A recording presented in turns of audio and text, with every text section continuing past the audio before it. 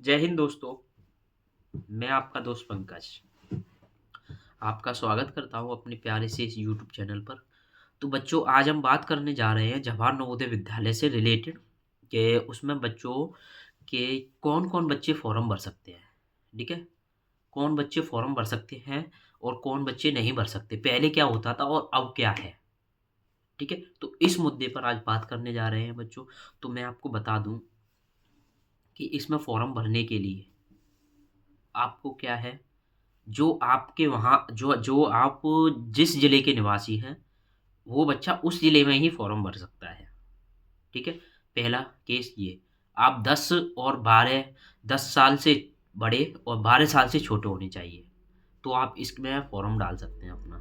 ठीक है? तीसरी बात ये कि बच्चों पहले की और आपका क्या होना चाहिए बेटा, आपका देखो आप क्या करते हो, जैसे बेटा क्या करते हो कि एज कम करा लेते हो। एज कम करा के फॉर्म डलवा लिया, आप फिफ्थ में और सिक्स में आ गए, एज कम कराई, फिर फॉर्म डलवा लिया। बेटा वो 2 साल पहले सारे काम होते थे, अब नहीं होते हैं। अब क्या है, आपका एक परमानेंट एजुकेशन नंबर होता है। ठीक है, अगर आप अपना आधार कार्ड डालोगे तो वो परमानेंट या परमानेंट एजुकेशन नंबर डालोगे तो वो डालने से, आधार कार्ड नंबर डालने से स्कूल वालों के पास सारी इन्फॉर्मेशन आ जाती है, आपने लास्ट ईयर कहाँ कहाँ से भरा है या कहाँ कहाँ से पढ़ा है और लास्ट ईयर कहाँ से भरा था फॉर्म। ठीक है, तो बेटा अब पहली बात तो ये, पहले बच्चे डबलिंग करते थे, एक बार भर लिया, 2 बार भर लिया, 3 बार भर लिया, ऐसे करते आए हैं बच्चे और पढ़ भी रहे हैं अभी भी नवोदय में। ठीक है, पर अब ऐसा नहीं है। ठीक है, पहले मेरिट बेटा बहुत जाती थी बेटा, 75 पर सिलेक्शन हो रहा है, 80 क्वेश्चन में से 75 पर हो रहा है, 76 पर हो रहा है, 77 पर हो रहा है, 72 वालों का नहीं हो रहा है। पर ऐसा अब नहीं है, अब मेरिट भी डाउन जाया करेगी। जैसे पहले बच्चे बार बार फॉर्म भरते थे, अब बेटा एक ही बार भर सकते हैं। अगर एक बार में होता है तो ठीक, नहीं तो अपना पढ़िए। ठीक है, सबसे अच्छी बात ये है। अब दूसरी बात, आप मूल निवासी हैं मान लीजिए मथुरा के।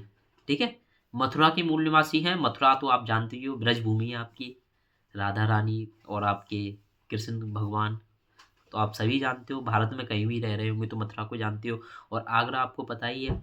ठीक है, और मान लो आप मथुरा के रहने वाले हैं और आगरा में आप पढ़ रहे हैं, तो बेटा आप ना तो मथुरा के लिए अप्लाई कर पाएंगे, ना ही आगरा के लिए अप्लाई कर पाएंगे। ठीक है, अगर मथुरा के लिए अप्लाई करेंगे तो आपका स्कूल जो है आगरा में है, आपका स्कूल कहाँ पर है, आगरा में, तो बच्चों आप वहां से भी नहीं डाल सकते। ठीक है, और अब क्या करोगे, अब आगरा से डालोगे तो बेटा आप वहां से भी अप्लाई नहीं कर पाओगे। अब क्या कहेंगे कि आपका मूल निवास या आप रहने वाले कहाँ के हो, मथुरा के, तो बेटा आप कहीं से नहीं डाल सकते, ये बात सत्य है। आप डाल लीजिए, पेपर भी फाइल कर लीजिए, पर आपका एडमिशन नहीं होगा। ठीक है, पर मैं आपको ये बात बता रहा हूँ, ये बात सच है बेटा, नहीं होता है एडमिशन। ठीक है, तो ये बात आपको माननी पड़ेगी बेटा। तो सबसे मेन बात तो ये है, आप पहले जो डबलिंग होती थी वो बंद हो चुकी है और ये अच्छा भी हुआ।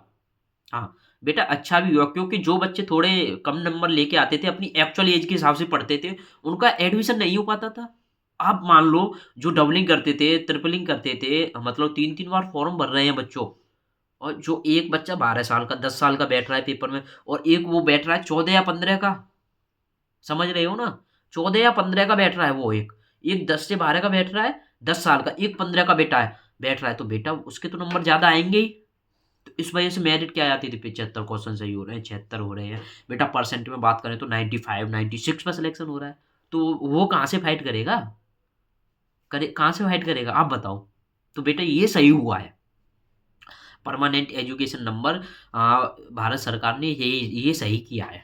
ठीक है, और बहुत अच्छा किया है।